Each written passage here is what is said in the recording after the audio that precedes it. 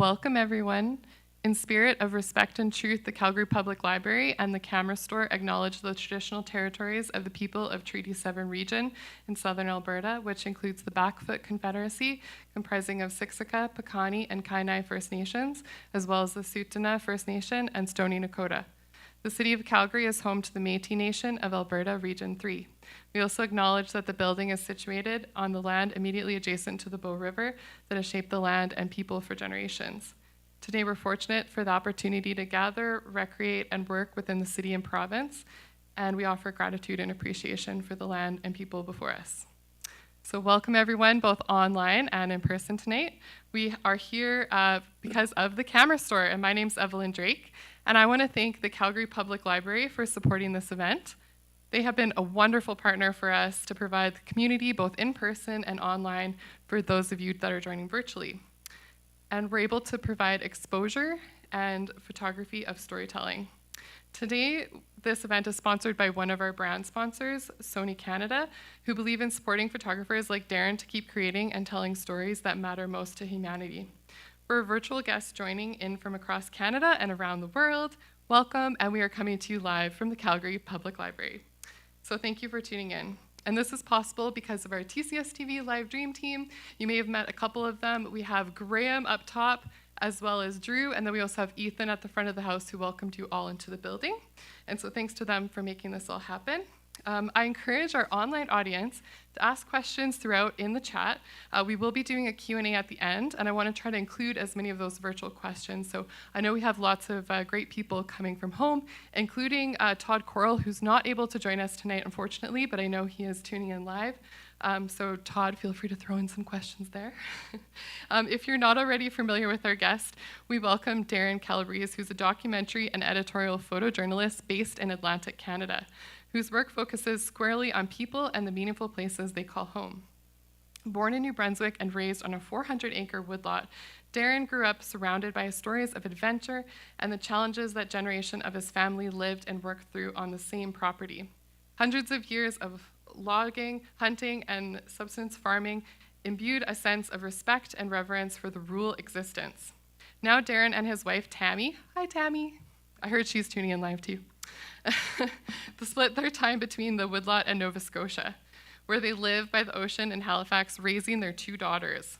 His work has been recognized by the World Press Photo, Pictures of the Year International Communication Arts, Magenta Foundation, American Photography 34, News Photographers Association of Canada, and National Geographic. So I would really love for you all to give a warm welcome to Darren for joining us this evening. Thanks, Darren.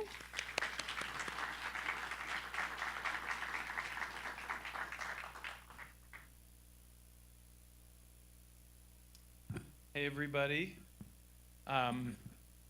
Yeah, I want to thank a lot of the same people. I will thank Evelyn, first off, and I'll thank the Camera Store for having me here. It's, just a real honor to be here, to the Calgary Public Library, to Sony Canada, all these people to make this happen. It's, I'm really thrilled to be here.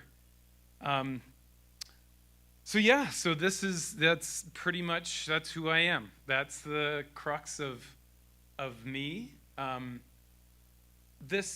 This talk, it's always a bit funky. I've done it enough times now, but I always get very nervous beforehand. I didn't get into photojournalism to talk in front of a bunch of people, and the book is not what I thought it would be either. Like, I'm still learning about what this book is. To me, it's still pretty new. For me to understand it. While I was making it, it was something, and then it got published, and it felt like it turned into something else, and now I'm a little bit past the published point, and I love to do these things because I almost look at it like a therapy session, because that's sort of what the book was for me, and so I encourage everybody here, everybody who's listening online, that it's nice to make like a bit of a contract. This makes me feel better, and maybe it'll make you feel better. Like, I can get emotional. I have not done this yet without crying. So that I feel better if you feel comfortable to know that might happen, and that's okay. But yeah, I'll kind of start with that. And what I'm going to do is talk about how the book got made. I feel like that's kind of a worthwhile understanding. And it still kind of blows my mind that it happened, so it's like, reminds me that it's real. And I want as much engagement as I can, so stop me. It's a bit dark, but you could try raising your hands or say anything. I really, really encourage it. Like, I want to be talking to you as much as I can, rather than just, I want to talk with you rather than to you. So I'll kind of start. This is really what I like to call this, is how the hell did I get to make this book? It wasn't on my radar at all. I hadn't been thinking this way at all. I was working in Toronto. Actually, this is kind of fun, just because this sits on my laptop. These were iterations of what maybe the cover, like the designer from Penguin Random House, sent them to me. I like to say this is like the murder mystery that maybe I'll come out with someday. We started to get a little closer with this idea of what it might look like. This was a bizarre one where it was like a wrap, so it would kind of, you would see this all the way around. And then we started to kind of get started to get a sense of what eventually became the final copy, playing with text over and over, and then eventually this. And I love talking about, they always needed the author's name at the top, and I was like, I don't need it there, I don't want it there. And I said, why don't you try it in the bottom? I was like, oh, we never do the bottom, that doesn't make any sense. And I said, well, it's kind of a throw to my journalism, as my name is always on the bottom. So then they did it, and I'm like, whoa, that is spectacular. So that's how my name ended up on the bottom and how they felt comfortable with how the words came out.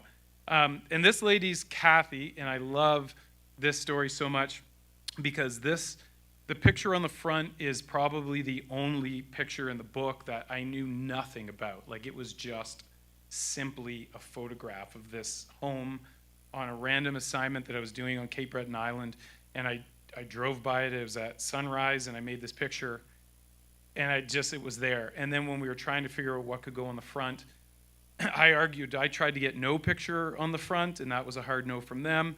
And so then we had to just find this picture that could just fit. And then it was published. It was literally the morning of the first day of publishing. And I got an email, and she said, hi, like, she lives in North Shore of Nova Scotia, and she said, I was walking by this bookstore, and I saw this beautiful book, and I said, that's my house. Like, is this my house? Like, it can't be. Is this, like, Highway 102 outside of Bedeque and Cape Breton Island? And I said, yes, it was. So then we continued talking back and forth. She gave me the whole history of the house, built by her husband's grandfather, felled the wood, milled the wood himself, all this stuff, and they don't live in it anymore. It's abandoned, hopefully going to be some sort of a summer home. And then she said, are you in Halifax? I said, yes. So anyway, we ended up meeting and spent like an hour and a half together, and she's just the sweetest, so I love showing that picture. So this is the thing I like to say about photojournalism is, what is it? There, a lot of the conversations I've done while doing this book is I feel like I've had to explain what photojournalism is. I don't know how to define it exactly. I don't know if it has a definition, but it's essentially using photography as a tool, as a narrative tool within journalism. I mean, I try to keep it as simple as that.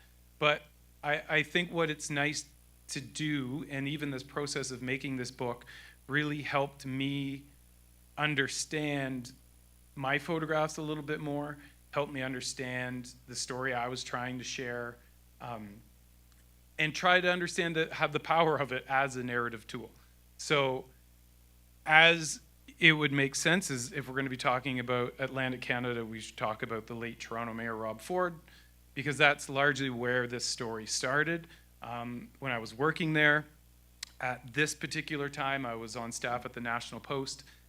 Wasn't the right spot for me, but it was just kind of like a stop along the way. But it was a really complicated time to be a journalist in Toronto, because you were at City Hall just waiting for Rob Ford to do a Rob Ford thing. And I hated it so much, because it was the tail that wags the dog, It was like we weren't doing other journalism because we knew how many clicks this got, And so it was a complicated time. And I threw this one in because it was stuff like this. Like, it was so ridiculous, but this is a photograph I made celebrating Olympic hockey gold, and it was this big, giant group of people, and he ran into a fire hydrant into his groin. And we put these up on the National Post website, and then it actually got picked up by some American, like, Barstool Sports kind of thing, and it actually crashed the National Post website. And it was down for a whole day strictly because of stuff like this.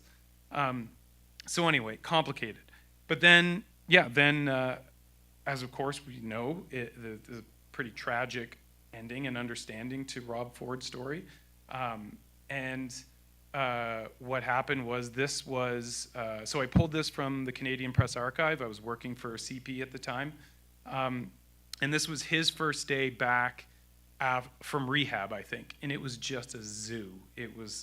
There were like CNN, Fox, MSNBC, like all these American outlets, everybody was there. It was just pandemonium.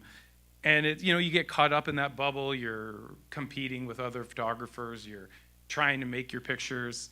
And I was there in the pool position, it's called. So it's my job, because the office was so small. I'm there representing. I'm the only still photographer in there. So I was a young, impressionable photojournalist. It felt like an important place to be. So I was very focused on that. But I pulled this photo exactly because it's essentially time-stamped. But this is about 3 minutes before I found out that my mom had been killed in an accident. That it was there when I walked out, that there was another journalist actually who had my phone, and she said, "Is this like, what's this?" And it was a number that I didn't recognize, a New Brunswick number, and yeah, it said that your mom was in an accident. You need to call. Yeah, and that informed. I mean, that's largely informed just about everything in my life going forward. But it's where the book really started, and I don't often like looking. It's getting easier. I normally cry in that spot. But we'll fast forward, because what happened is we eventually, my wife and I and our young daughter Harriet there, we moved back to the East Coast. My dad was quite unwell. He was there. So my mom died in an accident on our property. A tree fell on her for no reason whatsoever. It was a breathless, windless day at the end of June, the day before Canada Day. My dad was supposed to have heart surgery. He got bumped. So they had nothing to do because their whole life was pushed aside. So they said, let's drink homemade wine down on the beach. It's beautiful. Great, let's go. And there was an oak tree that hung over generations of our family. And that moment, it cracked, and there was a cooler between them, and it killed my mom instantly. And my dad was right beside her. And he was never the same. And we needed to be home. It was time to go home, all that stuff. We did it thoughtfully. We waited roughly a year to get there. But I was back in Halifax starting to work, trying to figure out if we can make photojournalism work from there. And I got a call from a US agency to cover the Blue Jays, which is like my second, third, maybe first love in life. And can we all also, if anybody gets any Shohei Ohtani news, just stop everything and please let us know. So anyway, I was asked to go. So I was traveling, covering the playoff race, and a colleague, an editor that I had worked for at the Globe and Mail, who was no longer there, reached out and said, "Hey, are you coming to Toronto at any point?" And I said, "Yeah, sure. Actually, I'm coming tomorrow." He said, "Well, let's go for coffee. I have something to talk about." I said, "Sure, sounds fun." And it was before this game. This was like, I love this picture because it's like a walk-off, game-winning home run to go to the next series. It was wonderful. So before this game, I went for coffee, and this Jared Bland, who was just an amazing human being, he was that publisher at McClellan Stewart, Penguin Random House, and he's like, I think we should do a book. And I was just blown away. I had not thought this way. And he said it has to be personal. He said, your story and what you're going through, he said it's really compelling and it's a great way to showcase your photojournalism. And I just said no thanks. Like, it wasn't a hard no, but it was I'm not ready to do this. And I just don't think so. And I never thought about, I'm still somewhat mortified about sharing my story. But we just put it on the side, and we said, let's wait. Let's see what 2 years looks like. Let me chase some stories, and maybe we can figure something out. And I'm just so thankful for that moment, because what could have been seen as an ending, leaving Toronto, maybe my career was starting to, slow down or at least change. My mom's death we were reeling from it. There was so much going on, but it, looking back, was the real beginning to something that was really, really special. And I'm so thankful for that time. But when I got back, it helped give me some focus to try to think about what I wanted to say and what I was going through.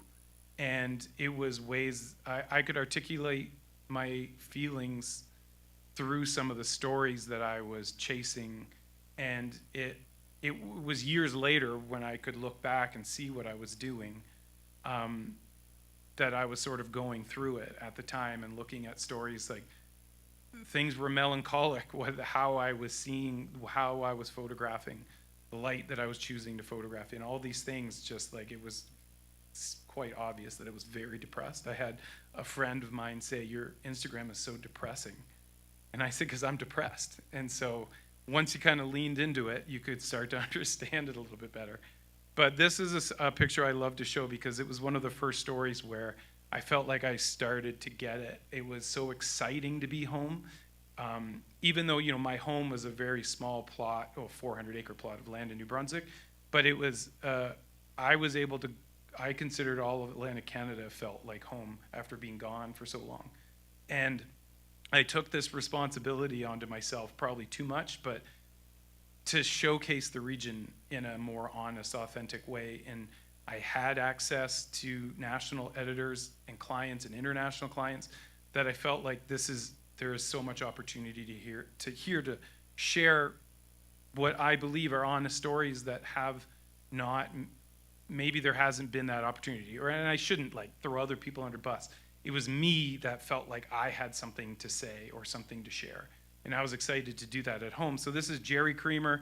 This was a story in Canso, Nova Scotia, which is kind of like across the bay from Cape Breton. Really downtrodden neighborhood. It was like an area called the Neighborhood Silly. It's a rural town that was all fishing and boat building, and a lot of those things have gone away. And I met this guy and stayed at his house. He was so wonderful, and ended up doing this picture. This is called Fogarty's Cove. Stan Rogers, storied folk singer, would sing about the East Coast, and he sang this song called Fogarty's Cove. And Fogarty's Cove was potentially going to be turned into a quarry, and it was going to be ruined. And the only way to get to this cove is to either fly in, boat in, and we did not have time or the budget for a flight. And so I was literally just calling and found Jerry Creamer. He took me out on this boat.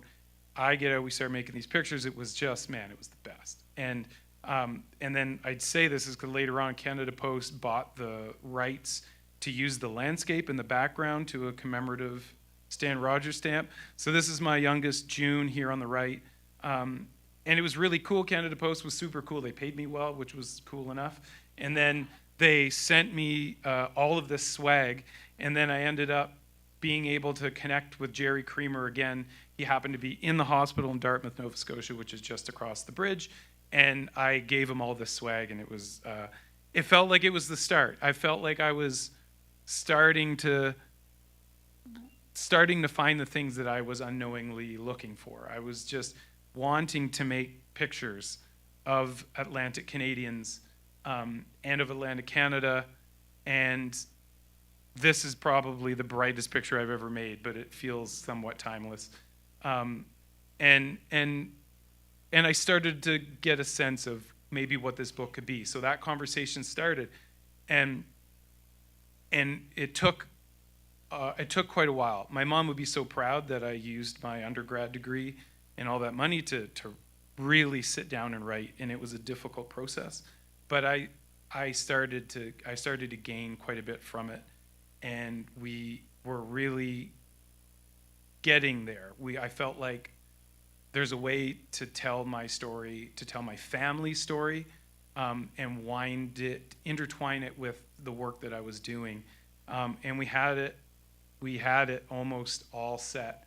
And there's an amazing story I wish I had time to tell about this guy. But Wish Donovan is his name. Aloysius Donovan, an 82-year-old coal miner with black lung, and what a character. But we had it. Book was ready to go, and then my dad died. Totally unprepared.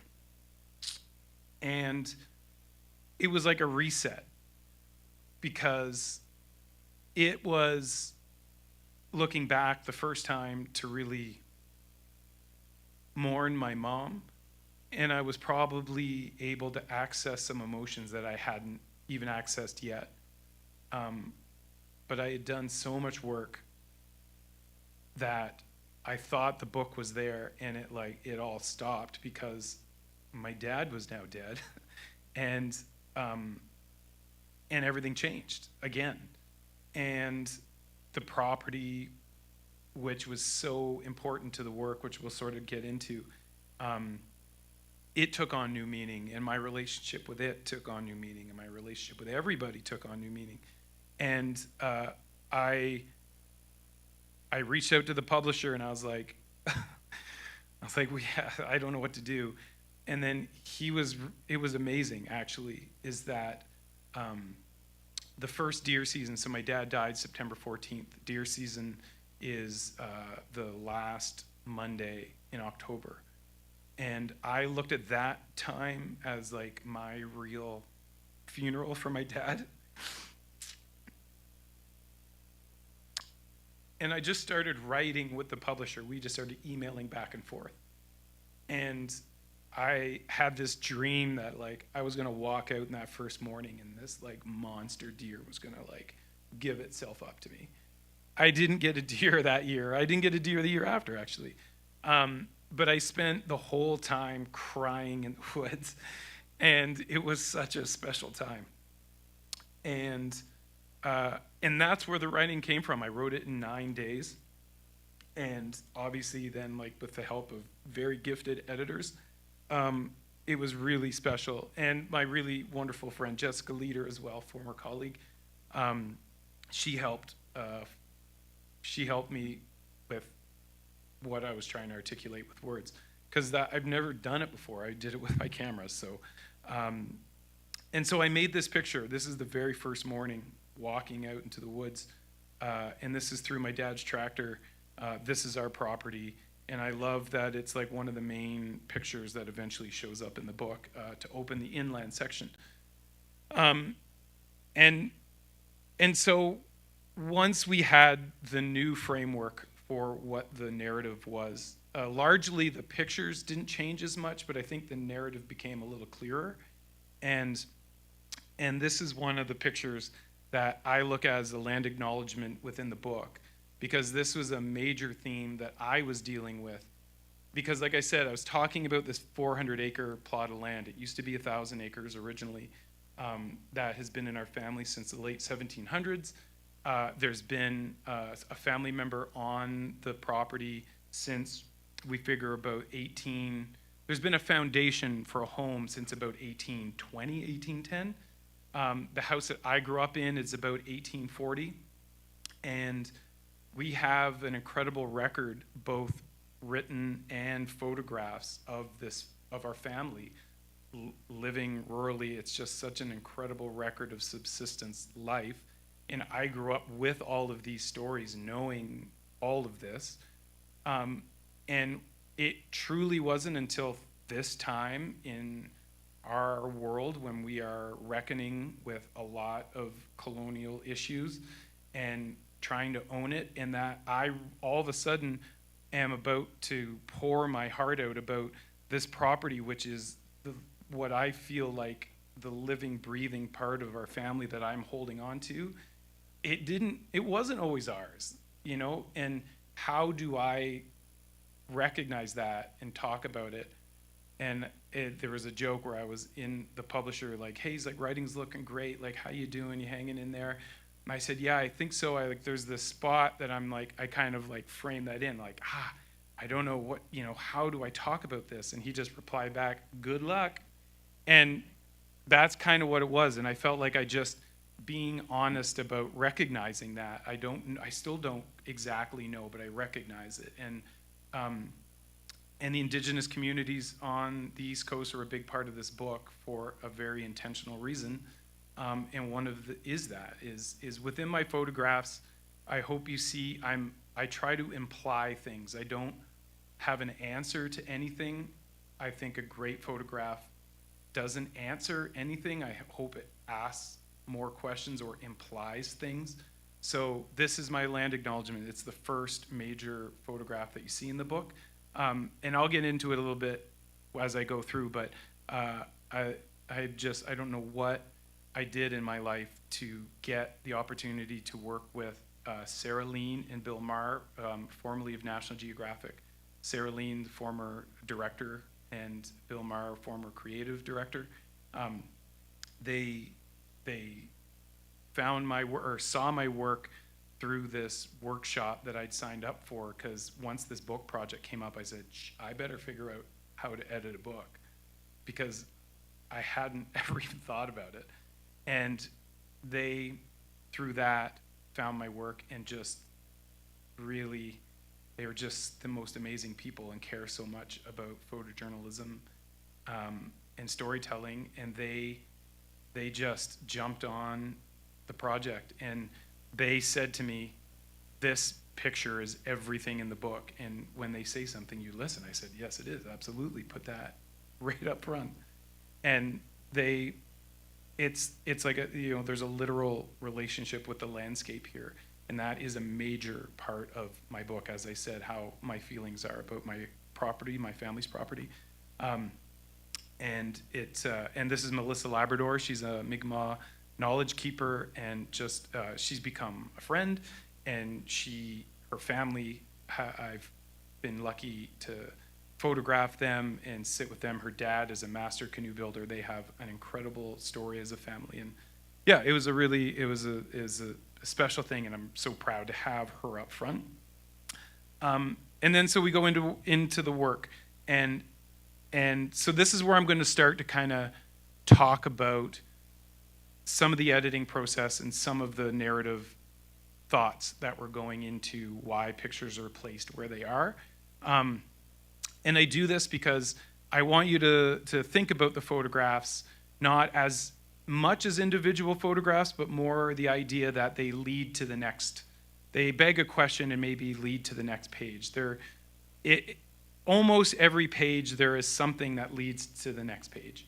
And that, I hope, helps you understand the process for the book. I also want you to be open to take your own thoughts and feelings from the book. I am not spoon feeding it to you.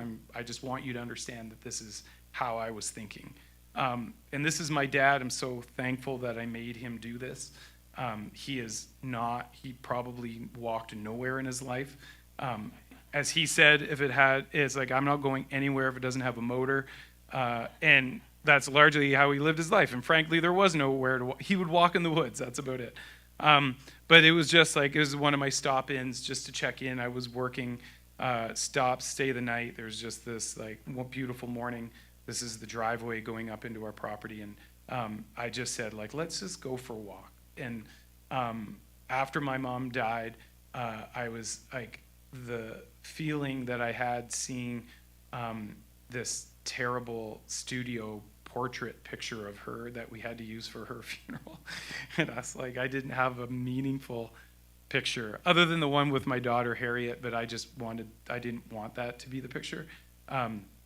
Anyway, I was always after making a picture like that. That was my dad. So that picture actually of him in the boat that you saw first, that was the picture we used at his funeral. And that looks like my dad. That's my dad. A big Blue Jays fan too. But you never really see my dad, because I want other people to be able to see themselves and maybe some of their story or their family in the pictures. And if you made it too personal, I was always trying to tread that line of not being too much about me. I wanted and still want desperately for everybody to get a sense of honesty from the book, but I don't want them to think that it's me. And I was so self-conscious about that, and still am. But that's why a picture like this, I think it works, and it's better this way. And then I get to use these old archive photographs, like I said, of my family. And like I want to look and see this big, because it's so incredible. This is, so on the right in the back, that's the home that I grew up in. That little baby is my grandmother. That's my dad's mom. That's my great-grandmother holding her. On the second from the right is my great-grandmother. And then all the people over on the left, my second from the left is my great-aunt Greta, who she lived to be 101. There's a picture of me as a little kid, like playing catch with her, and she's like 98. And that's the milk house, that little building there. It's still there, beer fridge now. It's all still there. And let me see, next to, pretty much in the center, wide-brimmed hat, mustache. That's great Uncle Ernest, who his claim to fame is he had a glass eye because one of the bulls reared up and took his eye out, and it was dangling for 3 days before a doctor came. And like, I'm just embarrassed because I went to a pretty hard yoga class today, and I've been talking about it quite a bit. I think Jeff's here too. Is Jeff here? Yeah, that's the guy. Anyway, a pretty hardcore dude, and he looks so much like my Uncle Johnny. Anyway, it's just, and so this picture where I made this picture, like what ties these two together, I guess the tones are quite similar, but this truck and the vehicle kind of help put those together. And that spot in my yard that I'm making that photograph is like, that's the exact, if you were to turn around, that is the scene. It's the exact same place, just like 115 years separating. And so we have a lot of these photographs because my great-grandfather Lloyd was a guide. And so he would guide the property, but guide the province. And Fredericton, New Brunswick, which is, you know, like an hour's drive now. Back then it was kind of the center of Atlantic Canada, center of the Maritimes. So lots of well-to-dos, judges, lawyers, whomever, and they were paying him and he would be guiding. So we think a good amount of photographs came from that because we otherwise don't know how we would ever have access to a camera. And then later my great uncle Ernest apparently was the photographer. But this deer picture over here on the right, that's my first deer. It was, I'll let you look through the book and kind of understand that story, but a very, very special moment for my dad and I. And again, I just like, what? Like, it's just so incredible. And it was an amazing thing for me to be able to do. It's just a gift to not only have something like this to work through while I was grieving, but to like sit up in my attic and pour through these photographs.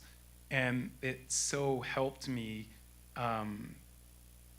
center me or help me understand that this doesn't always, it's an ending to a degree, but there is something else here.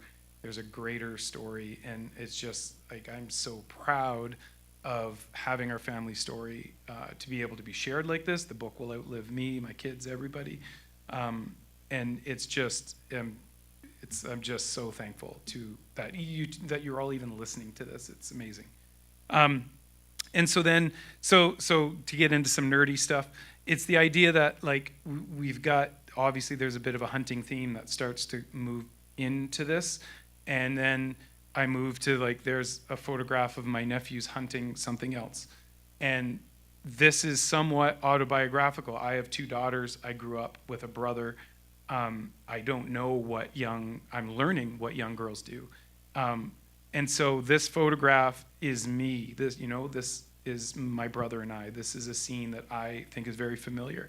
And then on the right is, of course, it's a picture of my dad and his brother with a bobcat skin. And there's the milk house again in the back.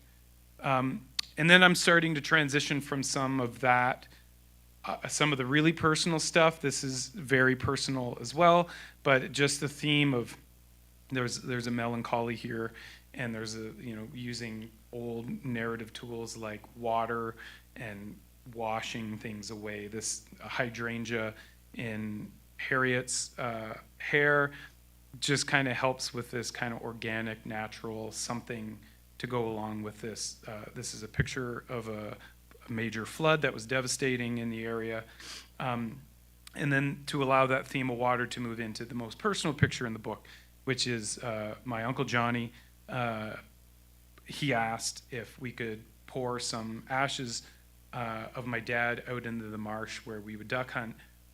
He said it was, I certainly could say it too, but he said that this was Dad's favorite place on earth, and he needed to be there. And we were also waiting for my brother to be able to get home. My brother is in Australia. This all happened during the pandemic, and he couldn't be there. So we waited. Well, we just buried Dad in August. So essentially 3 years, and so we put a quarter of Dad anyway in the marsh, and it was very special. So that's first morning, and then that helps me kind of.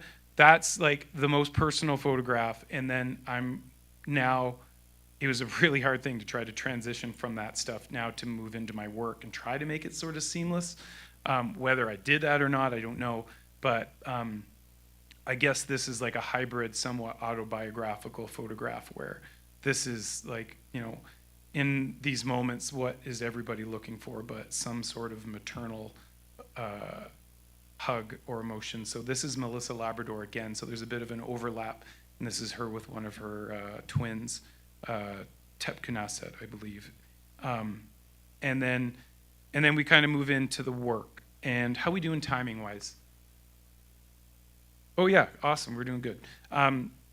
Okay, so then there's just a part of this book that became, as I jokingly said, was just a flex. I was trying to make the most comprehensive book of Atlantic Canada as I possibly could, and that meant everything, like just flood myself into any community that I could until I start feeling like maybe there's some holes. And then I started thinking, okay, how do we make a comprehensive, honest, topical, current view of Atlantic Canada?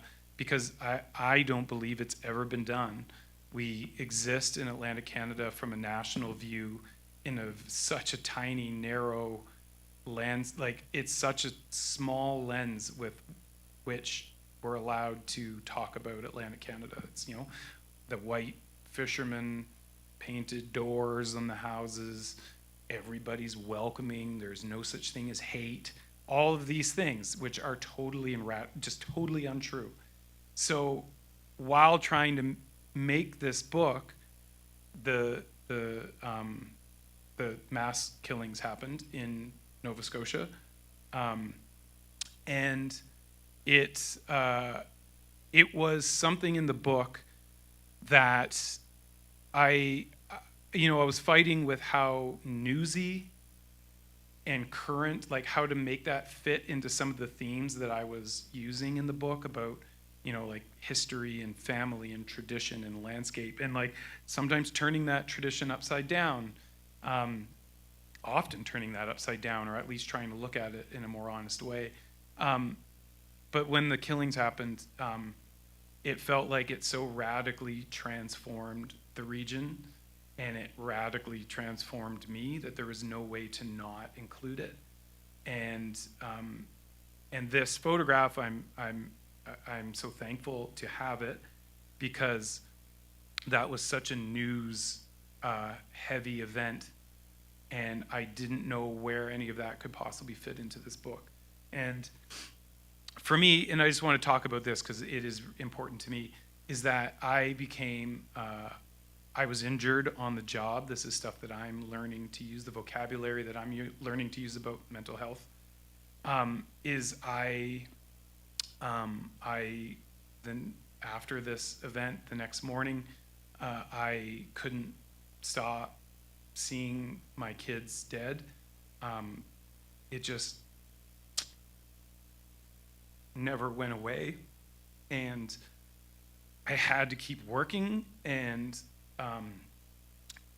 photojournalism in Canada and North America largely, it's contract based. We are all freelancers.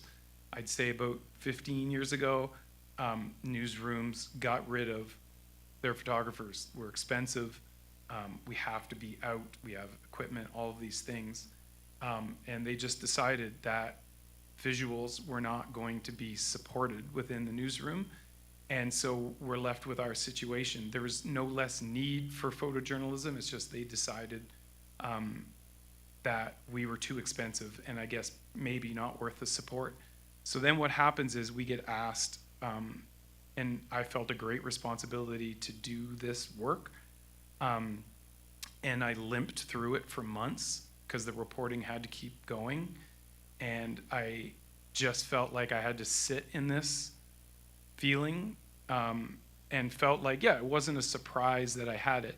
And it wasn't largely just this one event. It was a number of them. I recognize that now,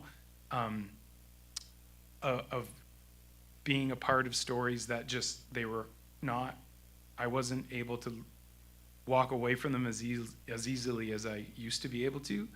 And this is the one that got me. And I eventually reached out. I mean, my wife, thankfully, she's the most amazing person, and she recognized that I was to the point that I needed help, and she just said that, and I said, I know. And I didn't know where that help could come from, even though I am a very lucky photojournalist to have a partner with benefits. And even with that, I didn't know what to do and where to go, and how do I keep working if I am in this position. And I was really scared, and I reached out to the industry, to clients, and to tell them what was happening. And they just said, we're sorry, but you should probably be prepared to lose work. And we can't, quote, we can't touch you because of the union. So that was it. And I was lost and felt like there was no way that I could ever do this again. And it was during COVID, and it was an opportunity that I just stopped fighting it, and I put my cameras away for 4 months and looked after the kids. And I wish I could sit and say that it was this idyllic thing, and I learned so much. I learned that I'm not a good early childhood educator. But I worked on myself, and I'm proud that I'm not there anymore.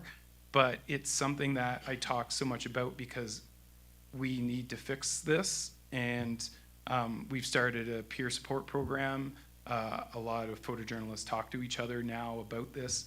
The industry has yet to step up at all, but the more we talk about it, maybe the more it might happen. So, and then I've always how the hell do you transition from this important story? Is that after that shooting is when our love affair with chickens happened. So we just said we needed an infusion of cuteness in the house. So we got a bunch of day-old chicks, and it was, yeah, we just started putting them on the kids' heads. It seemed like a pretty good activity to do. Sitting in the back, that's Buffy and Oreo. Those are our two originals. Anyway, so moving on from this is just the editing process with the folks formerly of Nat Geo. They really helped me sort of understand this idea that you would put things in buckets. Like, let's take the themes of what I'm working on and what I'm trying to think about, and then what photographs fit within those buckets. And so, I'm culling work from 7 years. Basically, like 7 years is the time frame where these photographs were made. And we started distilling them down. And then I got to go to their house. They live in Mid-Coast, Maine. And like the kids and my wife, we were all there. It was amazing. Like, these are two of the most influential people in photojournalism over the last 50 years. And I get to be in their house, and we sit and we talk, and it was just like, so I once I started to get a feel for where these pictures, how they would look, we knew what the trim size of the book would be, so I took the pages, printed out somewhat a reference of what each page would look like if you were to turn it, just to feel it. And this is what it feels like to edit with like the greatest editors who have walked the earth. But it was just an incredible experience. And I'll use some of the tidbits that they told me. I'll speed through some of this stuff. But they said, okay, if you're gonna name a chapter coastal, then you had better have a picture that shows the coast. And I said, oh, it makes sense, sure. So that's where we start. And then the idea of how do I keep including some of these archive photos. So I love the idea eventually of having them kind of look like a family album, that they sort of open up within that chapter. And all of these photographs kind of fall within that like coastal, whatever theme that chapter or section is. These photographs were made in that in that place. And so this is one of my favorite ones, is that this is how I want you to get nerdy about the book sometimes. Is this man, I don't know who this man is, but I know that he lived in, that's in front of this lady called Aunt Egg, who is the lady holding the baby. That baby is that great Aunt Greta who I play catch with. So this photograph like is some late 1800s, late 1800s. And she lived in St. John. So that photograph of this man, this white man standing in front of a rose bush, then the next picture, it's very intentional that the first person that you meet in each section is representative, and they're a young person, they're a person of color, and this is Tyrese, and those photographs on each of them, the other one is Elizabeth Jador, who's a Mi'kmaq teenager. They're looking directly at you, and this is to start, like the Black experience in Canada began in Nova Scotia about 400 and plus years ago. And it's just never been openly within like the open narrative of Atlantic Canada. So it's vital to the book to be honest and representative of the region. And then one of my favorite pairings of the book, and probably the most obvious pairing in the book, but also with the Nat Geo folks, is I went into this being like, this is the anti-Atlantic Canadian book. There will be 0 lobsters in this book. That is where the book started. And when I would say that to the editors, they were like, no, like you're not thinking clearly. Like I understand that notion, but be smarter about it. And they said that no, you have to gain the reader's trust. And if you came out with an Atlantic Canadian book that had 0 reference to lobstering, it would be very obvious, maybe a point of talking, but they said you would lose the trust of the reader, and you have to give them something familiar to make them comfortable and to make them trust you. And so I said, okay, I totally understand this. And also, is being a bit naive and silly. Fishing is so vital to the region and is economically a driver of the region. So it needs to be represented. And so many of the people, like this book is for Atlantic Canadians. I don't know if are there Atlantic Canadians here? Couple, okay. But this is for Atlantic Canadians. I hope people everywhere can appreciate it, but this is for them. And they're the ones who I would hope would call me out if something felt inauthentic. So this is an amazing story of Pictou, Nova Scotia on the North Shore had this, it just an incredible microcosm for this pulp mill, which was a major economic driver and was polluting the harbor that the indigenous people were pushed over onto, but was also polluting the waters where they were lobster fishing. And these 3 huge like parts of our lives that are so important in the region were all coming to a head, and it was such a dramatic story. And so just having this notion of the steam coming from each side, recognizing both economic drivers, but done in I was depressed, so it's done in somewhat of a depressive way.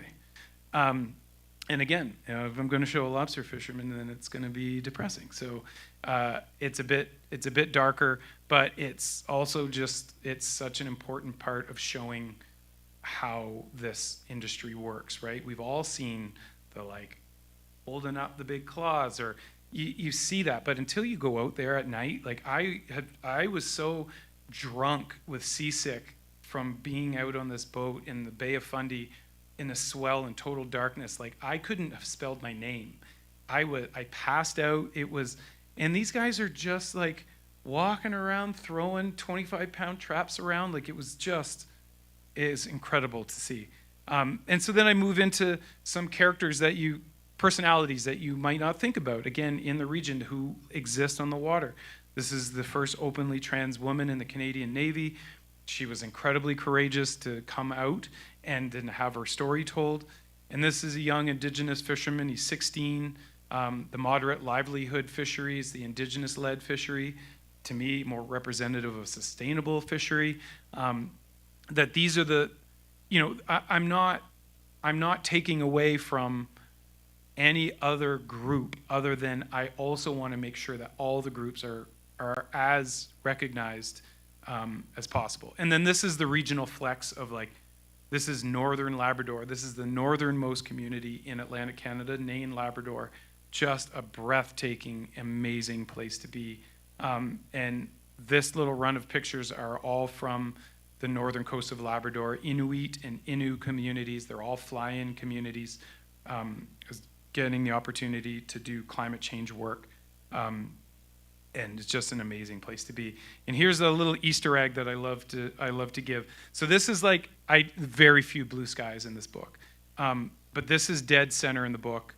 This is mid-noon, so a blue sky is here, and this is also like a top 3 professional moment in my life. It was just an incredible experience to be there, to witness this polar bear get field dressed in the community. It was just amazing. But anyway, mid-noon, or noon in the book, blue sky. How do you transition from Northern Labrador and into this? But it's the idea that the physical, if you, in the book, the guy here in the orange and this guy, they have the exact same posture, and they fit exactly the same place on the page. The landscapes line up exactly on the page, and there's some form of vehicle. It's just enough that you don't feel it as jarring as you otherwise might. Like if you moved from, again, we had a bunch of pictures that we just went through that were very distinctive landscape, and how do you get away from that? And it's just enough that your mind will let you go that way. And then I got to get depressed again, so we kind of move into some coastal New Brunswick. And again, something like this is like, you got to show the people this. This is still authentically Atlantic Canadian. A pairing that I always got a little nerdy about, but I loved it. This is a blue whale, 82-meter blue whale that washed up. It was a magnificent thing to witness. And then how do I acknowledge or represent the great shipbuilding history that the region has had, and how it died off? And one time randomly, this man is literally in a museum and sits there, builds these model boats. So it was kind of a bit of a look at, like, the tones are similar. It felt like there's a mournful quality to both of these things, so it felt like they fit. And then it moves into it's an Indigenous fisher, Carrie Prosper, and he's eel fishing at night. There's a big lantern that goes on the front, and then here on the left oh my gosh, I'm losing his name here. Jackie Votor, of course. I didn't know the story when I was younger, but he's just an amazing story of squatting. The province expropriated his land and created a provincial park, and he squatted on this property since the 70s, and it was like armed fighting. It was incredible, but he lived off the grid, and I met him a couple of years before he died, and like this kerosene light was the only thing that lit his and like it's the crack in the window that makes that picture for me. I love it, and a little bit of light over on this deck of cards here. And again, the Black Lives Matters movement that was happening at the time that I was making this book, I felt it needed to be recognized, and I felt like if we were being authentic and making a topical book, that it deserved to be recognized. Also, we can't sit and make this fairy tale rural existence all the time. We have urban cities, we have issues there, and that should be recognized. Joel Plaskett over here on the right, a musician. I actually wasn't going to include this picture, but I had somebody who had no idea who he was, who thought that it was still quite emblematic with a lot of information. And over here on the left is maybe my most favorite portrait that I've ever made. It's just such courage and vulnerability in this man. I'll let you read the caption if you want to look at it later. But just one of those moments where you're just really thankful that somebody was willing to be as vulnerable as he was. And he was so embarrassed about his face because he had been drunk the night before and fell over. But he knew his story was so important to be told that he still stood there all day, and he was so embarrassed all day. Fighting to make, like, I really worked to make a picture that still felt respectful. It still feels like there is some agency there with him, and the light was just magnificent, so that also helps. I'm going to end real quick with these, because there's a nice little run of pictures that I really adore. I had to put my mom in the book very last minute. I wasn't going to put her because I felt like within that 7 years, she wasn't there. And although she's on every page, as I said, it's informed everything about me and the work, but I felt like she physically should be in the book. So I put this in very last minute, and it's in like amongst the collage of family photographs. And then the next picture where you see that Elizabeth Jador, you meet a young Mi'kmaq woman, and it was pointed out to a friend of mine who's an illustrator, but this notion of just pulling on the fabric here on my mom's dress, and pulling the fabric here, it helps tie this stuff together, and it's maybe my most favorite part of the book. And then this, we're going to get nerdy here, so bear with me, is that you're thinking about fabric unconsciously, and then you're thinking about fabric, and then the next picture it's fabric. This is a community that's the last load of laundry that was ever hanging in this community, that they had voted to take money, and they left the community forever. And then it's just the tones work with this pairing. It's like my only real picture about the pandemic, but the window kind of helps, I feel like, allows you to feel like these could be like window coverings, and then we kind of move into a similar toning. It feels like somewhat of a churchy, religious. Again, it's implying none of these things are real, but this is in my editing process, is to help the narrative continue to move forward. And then once you've got some religious feels going on in your unconscious, Joey Smallwood and Jesus over here. Joey Smallwood's a former premier of Newfoundland. These two pictures hung side by side for a generation in Newfoundland. And it's such a throwback, and it's something that only Newfoundlanders would get, and I love that. But then that color orange helps you move over to the next picture, and that's an indigenous oyster farmer, Joe Gugu, and it's just this notion, like the blood of Christ, colonialism, all these things. I want you to think about this, right? Yes, the pictures are there, they've been chosen intentionally, but it's fun to let you think that way, and then this is one that always gets me, but I love this photograph. This is my youngest, June. She looks just like my mom, and this was a way of putting my mom back on PEI. So this is on the island, and that's where her family's from. And I end it right there. So thank you for listening to all that.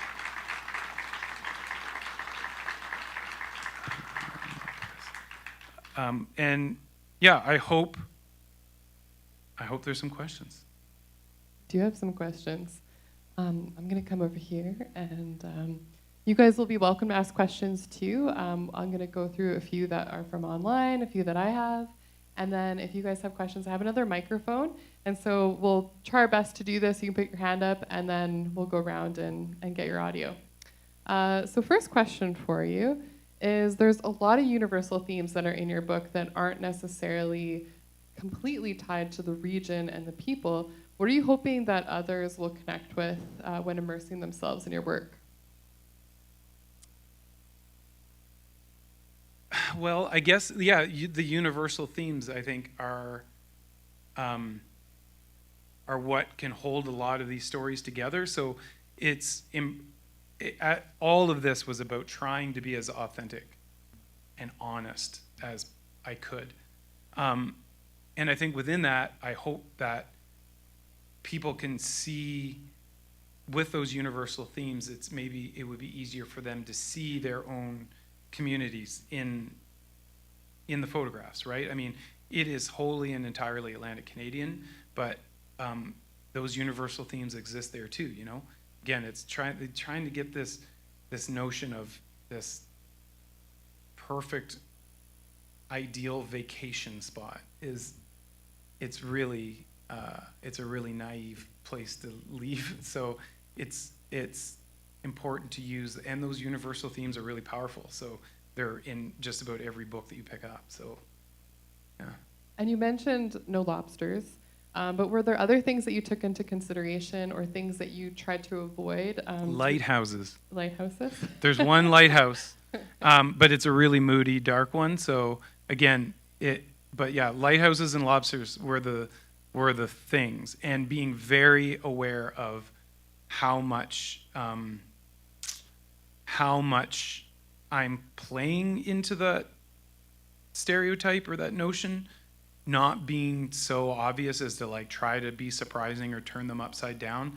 Because again, all of that stuff is trying to be implied, but it all has to be done in an authentic way. Because if it's not, then it looks too obvious. It looks like it's too clear what I'm trying to do, and I'd be mortified if it felt like I was so evident on every page. So Now, being a photojournalist in your career, what was it like photographing for this, and how did your work differ from your normal day-to-day? yeah, that's a great question.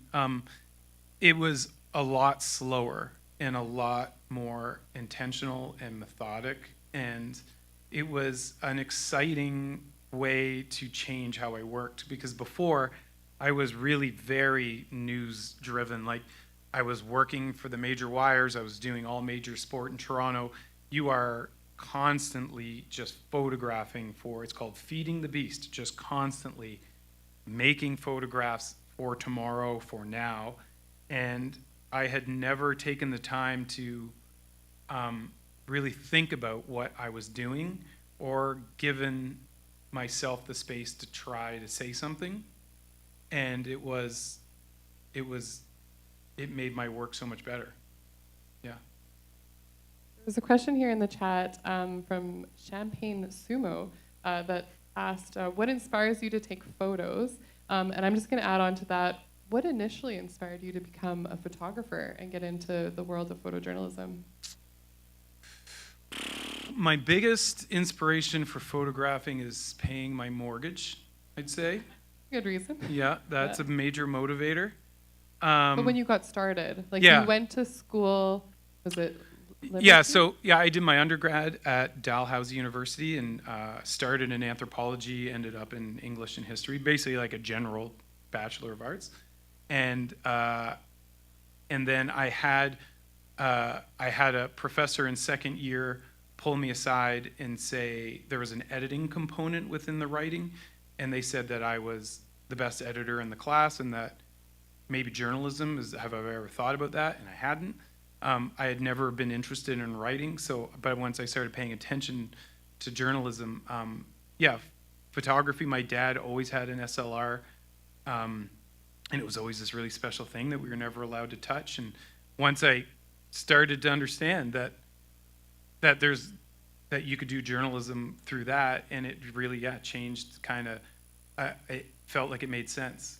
And then I remember my parents saying, like, can you make money in photojournalism? And I said, I don't think so. And I was right. But I said, there's still newspapers, and clearly there's jobs, and I was wrong. Yeah, that's really how it's no like hand of God like handing me this camera. And it was really it was totally pragmatic. Yeah.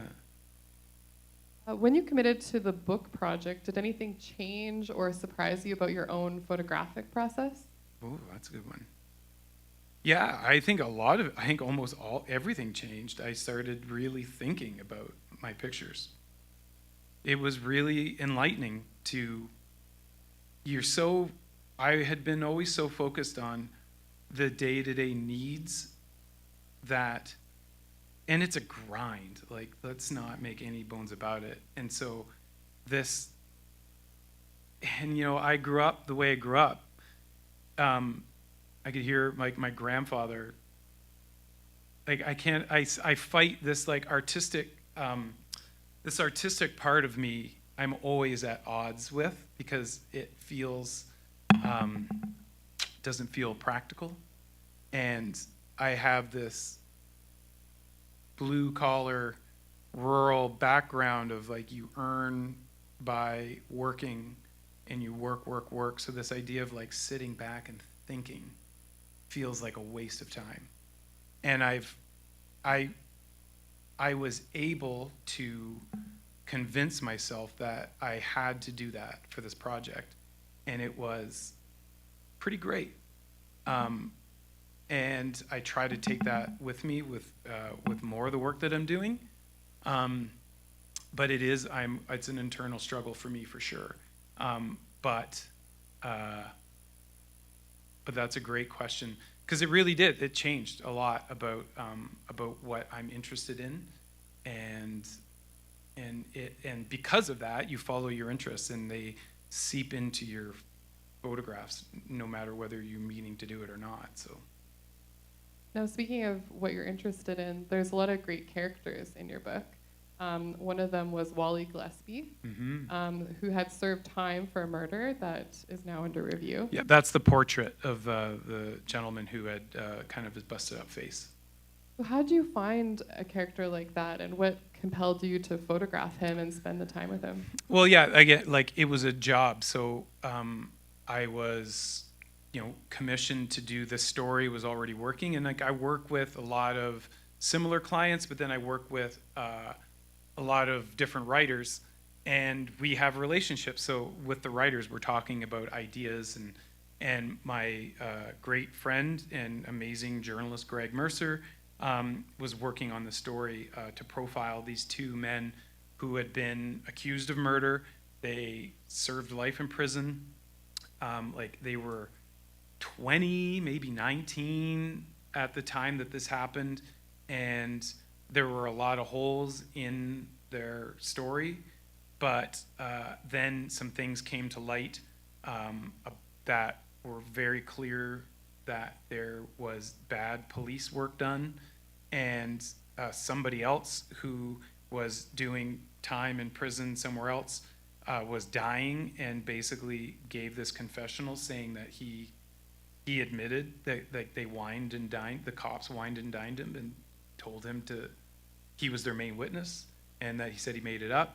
So all of this stuff is under review, but the story really looked at these two men and the price that they've paid, and what, when we see the wrongfully accused, you see those stories, and it's like they walk out of prison and you get like that quick little glimpse of, I'm sure they're going to get a payday and whatever, but these men, like that photograph of Wally standing there, what he's looking at is his friend who did the other time.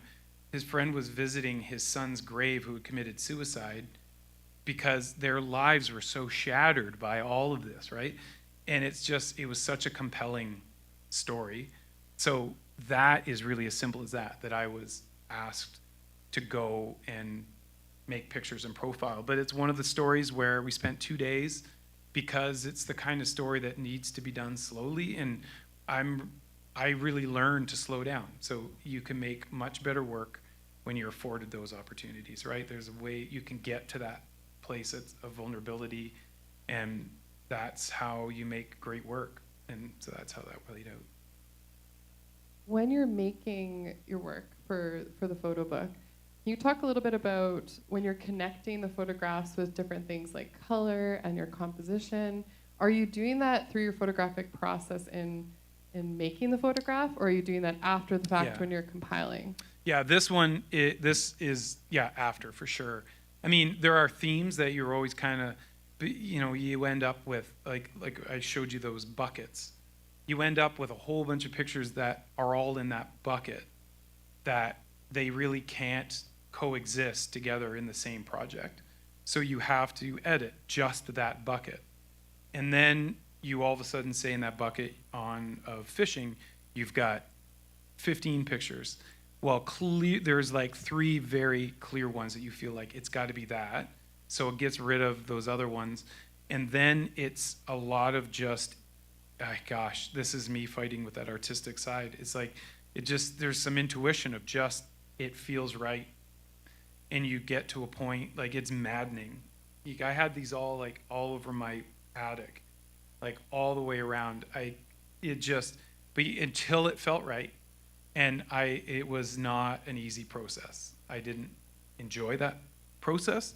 Parts of it were good, and really useful, but yeah, like, we're talking of, like, when you take the pages, it would be just replacing pictures, putting a picture here. Well, maybe that needs to go 3 pages over.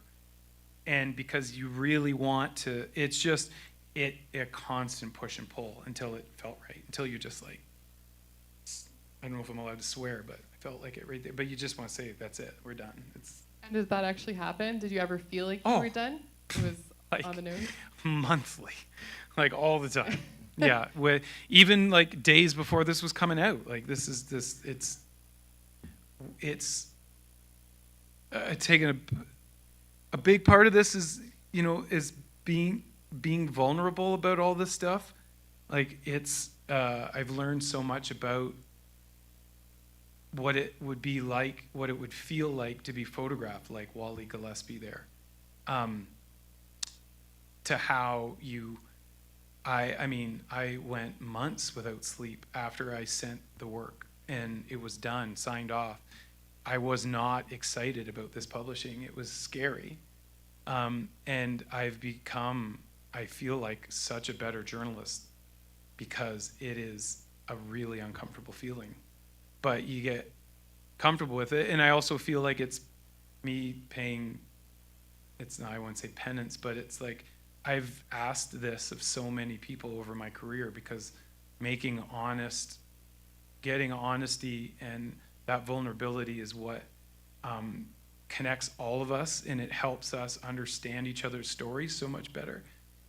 So me doing it felt like, trust me, like an hour and a half ago, I didn't feel like doing this.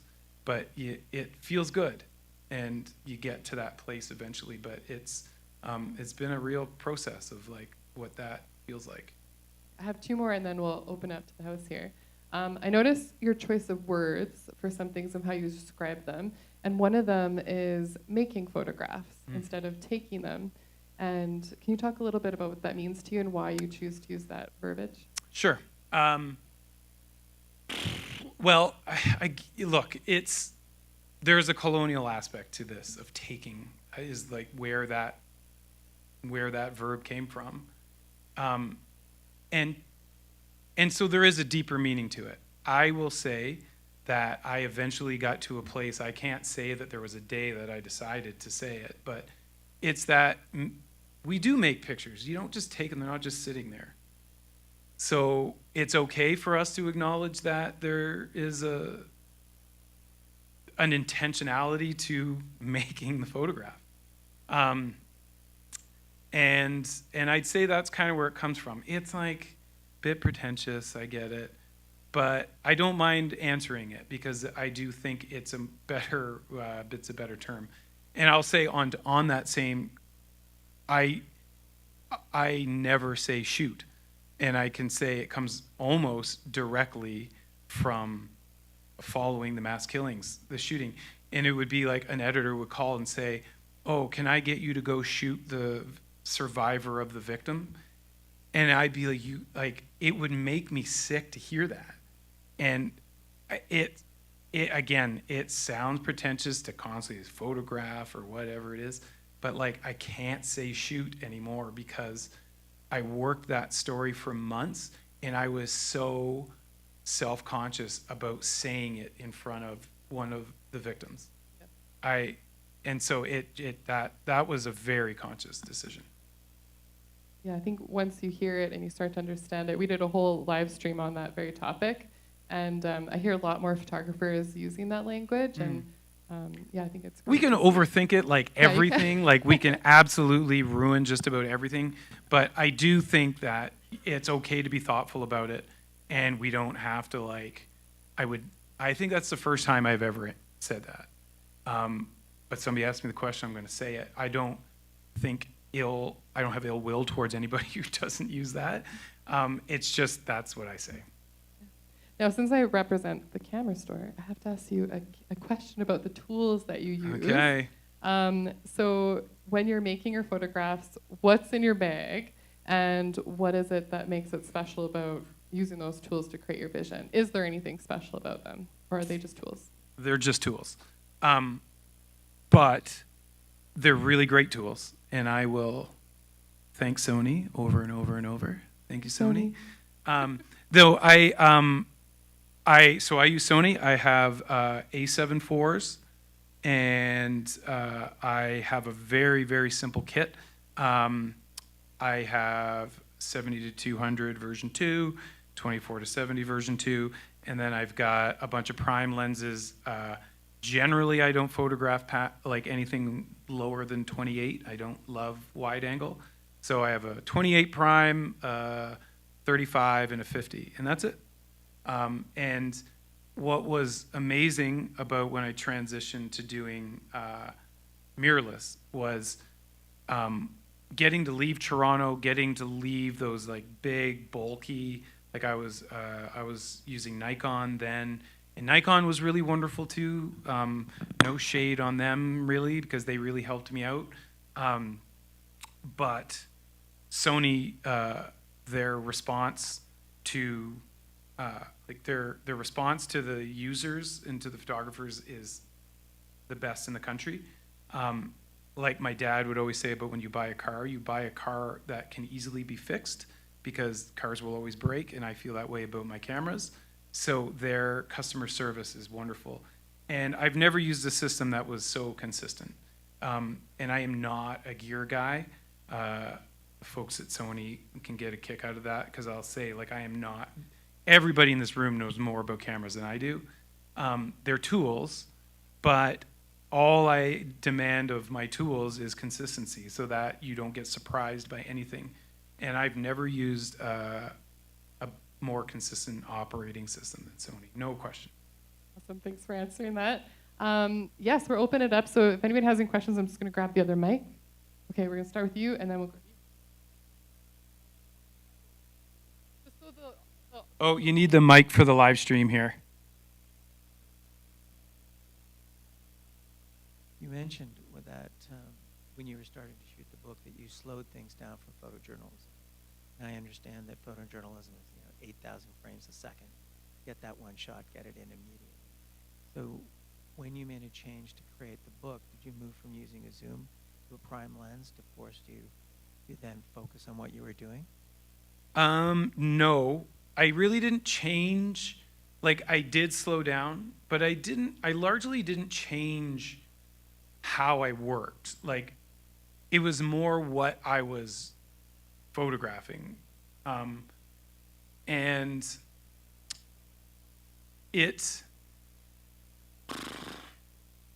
the tools changed, because when I did go to mirrorless and all that stuff, it allowed me to be a lot quieter about the work, and not just like physically quieter with a silent shutter, but it was just cameras were smaller, it's less imposing, it's lighter, the lenses are smaller, all that stuff became more important than frame rate and things like that. I wasn't doing sports anymore.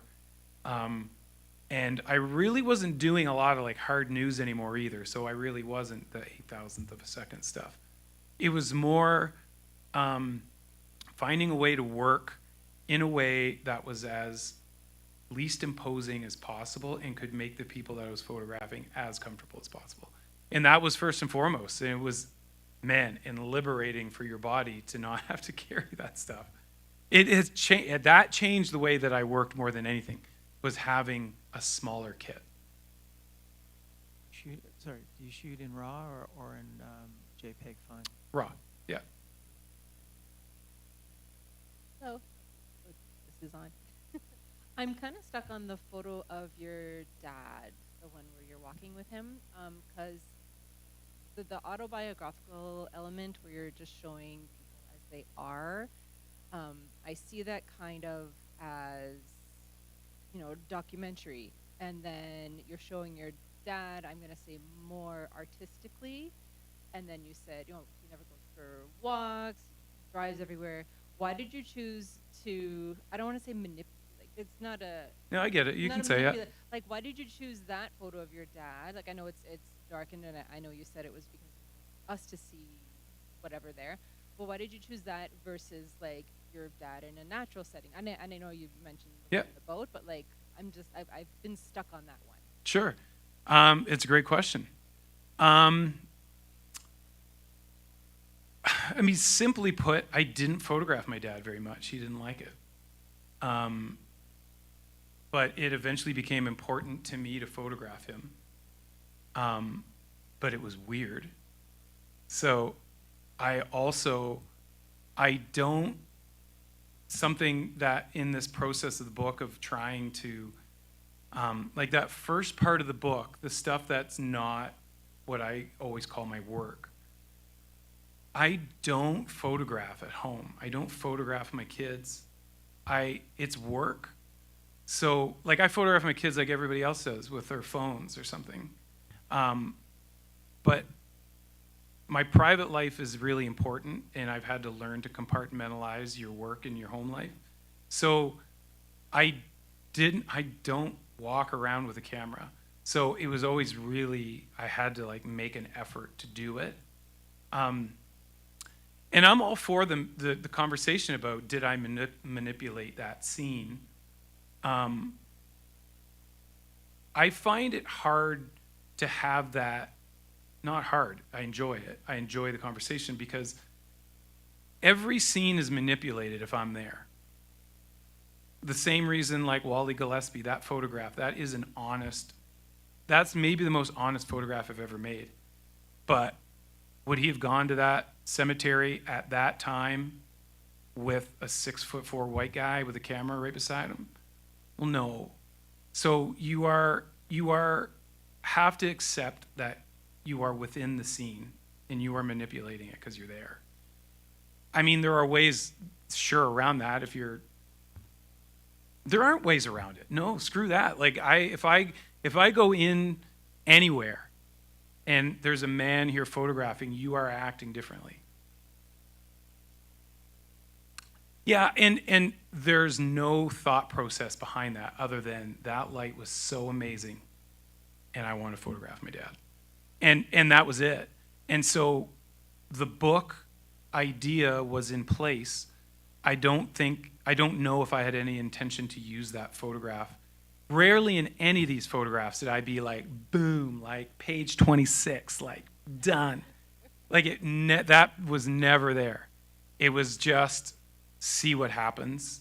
And like, again, fighting this artist, like just surrender to the idea. Just go and make that picture. Like convince myself first to then be like, Dad, let's go to the mailbox.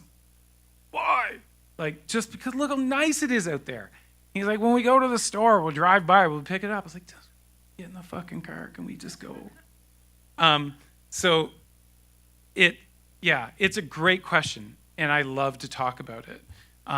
There are so many rules within photojournalism that we need to constantly press and think about, and ethics are a major, major part of it.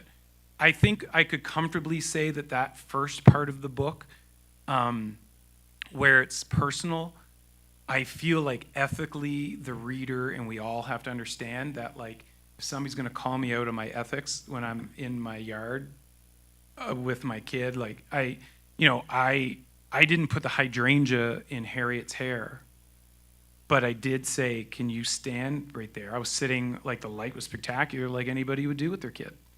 But it's a great question.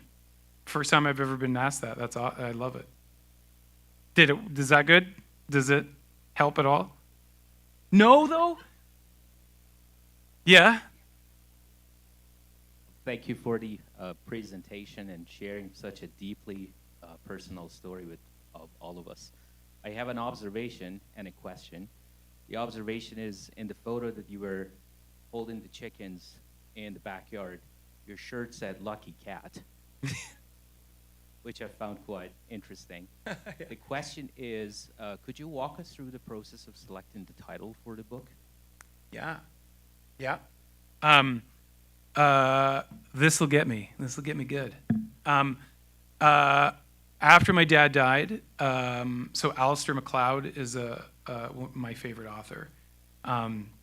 And he would often write about very similar themes to family and tradition and long-standing traditions and understanding where people fit within their families, and would often be centered somewhere around Cape Breton, have a lot of Atlantic Canadian stuff.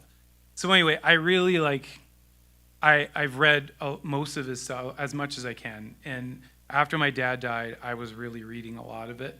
And I came across this book of short stories and realized it was actually a pretty famous short story that they use a lot around the holidays because it's kind of centered around Christmas. And I was reading this thing right around Christmas. And I'd never been so moved by anything, I don't think, in my whole life. And it was, it's To Everything There Is a Season, I think is the name of the short story. And it's all centered around this young narrator is a young child, call it 10, and he's talking all about that his older brother is coming home from working wherever, in a mine somewhere. He's back for the holidays, and he's sort of taking over from some of what their father used to do, and you don't ever hear from the father at all, and you're getting an understanding that the father is sick. And then the last line, it's I get chill. The last line is all of a sudden it's the father's voice, and he's looking out the window at his older son taking over, and he's saying there's no need to grieve, I leave good things behind. It's just that moment was life-changing for how I viewed my dad's death. And yeah, then when it came to the meeting over Zoom, and it's what are we gonna call this thing? And I was leaving good things behind. They're what? And then I kind of said, and there were a bunch of literary heads, of course, and they just thought for a second, and they're what is that? And I said, well, it's kind of bastardized from this, and explain it, and they were just that's so, yeah, we're done here, meeting's over. And what was really cool and such a meaningful part of this is they are also the publisher for Alistair MacLeod's son and for Alistair MacLeod's stuff, and they reached out to his widow to ask for the allowance of it, and she wrote me back just the sweetest note. It was so cool. We have time for one more. Oh, two more. Were there any moments where you wished you had your camera? Sorry. Where you wished you had your camera but you didn't, that you would have wanted to include that moment in the book? I mean, I'd say for sure there has to have been. I don't know if anything really jumps at me. There had to be, there's some stuff that I would definitely say what is too personal and what isn't. And, I talked to my uncle about that photograph of the ashes. That was a hard one for me to do. I just felt like it was I don't know. It was that thing. It was again, asking people throughout my entire career, often and sometimes in the worst moments of their life. Man, imagine getting your picture taken during that time. And I've done that for a living sometimes. So it just, and I don't know if I'm embarrassed. I don't know if I ever stopped to think about it, really. And so when I was going through this process, it was stuff like that, about what is too personal? Is there something left for me? Do I have that privilege to do that when some of the people that I've photographed over the years, they didn't have the choice about, it was just based entirely on trust and yeah, it's a great question, and it was something that I had to ask myself a lot of. But I'm pretty cool at this point with, if you missed a picture, there's another one coming. I definitely, you have those times you're it wasn't your day. And yeah, when there's no camera, you know what? Sometimes it's better. It's And again, it kind of get back to like when I'm not working, it's like one of the hardest parts of the book is just it felt like I was working all the time. Like especially when I was back home, I never used to photograph around there. And there were parts of it that were great. I'm thankful to have done it. I would have never done it without this project. But yeah, that's a great question. And like, do I think that the work is done? That's the other thing I struggled with. Like, this isn't like Atlantic Canada's covered, we're good. Like, it feels like it could keep going. I feel like this is like a retirement book or something. Like, there's so much more. And I've made photographs since it's been published that totally could fit in the book, and that would be great if they would. But yeah, it's by no means is it done. So there's just way more pictures to make. So. Okay, we have one more question here, and then we'll do one last one up here. Okay, and that's gonna be the last one. Thanks again for sharing your story. My question is around your hit ratio, if you will. So I don't know exactly how many images are in the book compared to how many images you figure you took over the course of time. Oh my God. Over the course of that. And related to that, what made you pick certain images over others? Was it emotional impact? Was it just where they fit? Was it visual? So it's kind of two questions. Yeah. I hate to say it, but it's all those things. Like it is all of those things. Like it kind of just. I think there's like a couple of photographs that felt like they had to be in it. Trying to think of one that's like the most obvious. I don't know. I always thought this one was going to be in it for sure. But well, here, this might help to answer the question. I love this photograph, and I just feel like I love to make photographs that you can't tell if they were made in the 1910s or the 2010s. I love that this can represent so much. So I always thought this would for sure be in it. And then there's got to be a faster way to do it, but we're just going to hang in there. It ended up being taken over by, I might have gone by this one.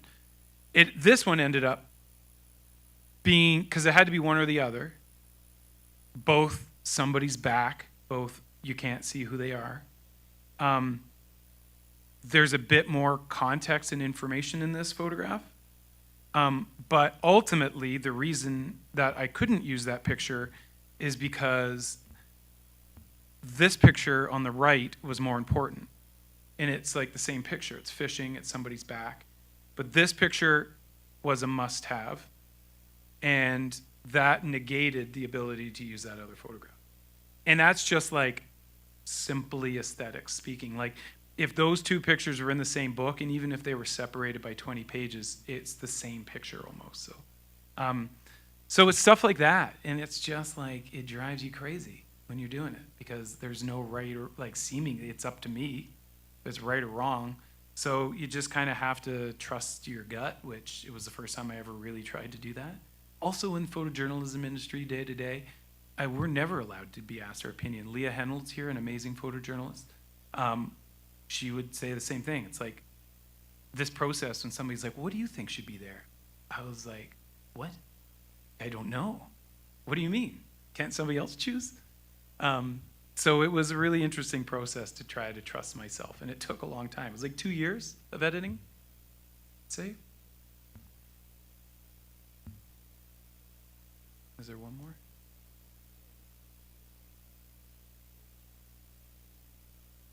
Want to hit the mic there? Sorry, I can't hear you. Is it working? Testing. There you go, yeah. What's the last thing? Sorry, what's the last thing Before. that I'm thinking? Yeah, what do you concentrate Oh, background, if we want to get real nerdy. Yeah.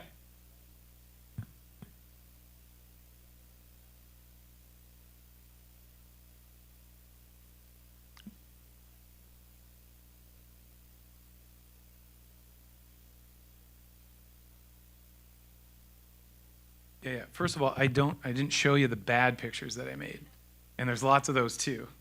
But you know what? I did learn. I love that you said I did learn while designing this book that I center a lot of my pictures. I hate the rule of third thing. I hate so much empty space. It's silly. And I hate and here's a bit about like the context of, say, if when I first started my career, I'd be photographing thinking about text or headlines that might have to go in the pictures. I think I photograph digitally. I photograph for the website now. So like, early in my career, you'd be like, ooh, try to open up your shadows more so it could be printed in the newspaper. I don't care, because mostly it's being seen online. So you photograph truly for the highlight, all that stuff. But yeah, I center my pictures a lot. And I really recognize that because when we're designing it, it would be stuff like some of the pairings would fit like this, like the spine is in the center there, the gutter. But then it would be, I think I have a couple where you can see, like this, it had to be designed and put in the book in such a way that the gutter could go through one of those windows. And I really recognize it because that actually got rid of a lot of options for photographs because they simply didn't comfortably fit on the page. So it was one of those very specific things that I did learn about how I'm seeing this. I was like, oh, am I weighting things too much in the center? But at this point, I feel like I'm allowed to be like, that's my style. I center weight things. But yeah, no, to get to the what do you think about, for the photographers out there, everybody should know that your photographs are made by their backgrounds. So that is what you're watching. But it's fun to think about and talk about, and it's fun to talk about this with people who even aren't photographers, is that, again, getting back to the making a picture. It's like when your eye is in there and you're looking, and I clearly know that I am photographing this fisherman, center weighted. It's like I am not looking at them, even though they are clearly what the photograph is. They are the meat of the sandwich. But the photograph is made with everything else in composition, in background. And that is the absolute key to a photograph. Trying to think if like an example popped up, but well, there's a great one. Look at this. Look at the information in there. Over on the right, you've got that chicken that kind of like fills in that side. It's cropped in such a way that the shed is allowed to be fully in there. And the edge of the mulch bag over on the left is you get to see the whole bag. And the bottom of the arm of the chair, you're allowed to see that finish. It's a composed photograph. If any of those things get cut off, it is not as good of a photograph. And I didn't make this picture. Jared Bland made this picture also. I should. But that's what you're thinking about while you're doing it. And every like 40,000 pictures, one really works. Thank you so much, Darren, for answering all those questions. Thank you, everyone. Awesome.